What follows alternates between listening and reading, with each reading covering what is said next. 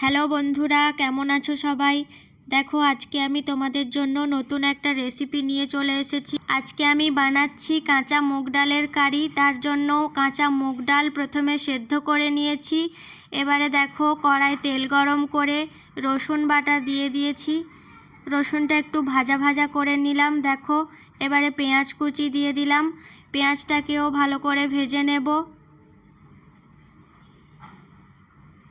পেঁয়াজ ভাজা ভাজা হয়ে গেছে।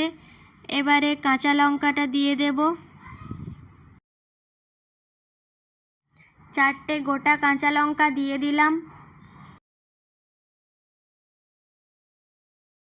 এবারে দিয়ে দিলাম আদা বাটা, টমেটো কুচি।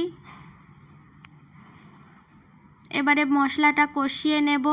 বন্ধুরা, ভিডিওটা সম্পূর্ণ দেখতে থাকো। আমার ভিডিও তোমাদের ভালো লাগলে লাইক কমেন্ট শেয়ার করো।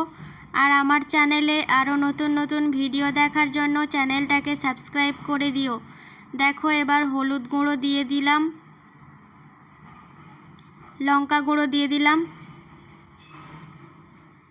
জিরে গুঁড়ো, ধনে গুঁড়ো। এবারে দিয়ে দিলাম কস্তুরি মেথি,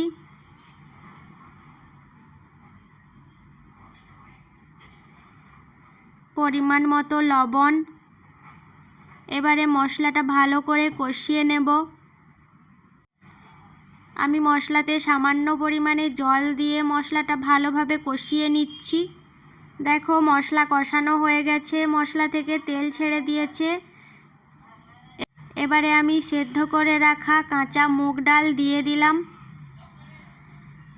মশলার সাথে ভালোভাবে মিশিয়ে নিয়ে ঢাকা দিয়ে কম আঁচে 5 মিনিট রান্না করে নেব। 5 মিনিট পরে আমার রান্না কমপ্লিট। দেখো বন্ধুরা, কাঁচা মুগ ডালের কারি কেমন হয়েছে কমেন্টে জানিও। দেখা হচ্ছে পরের ভিডিওতে। ভালো থেকো সবাই।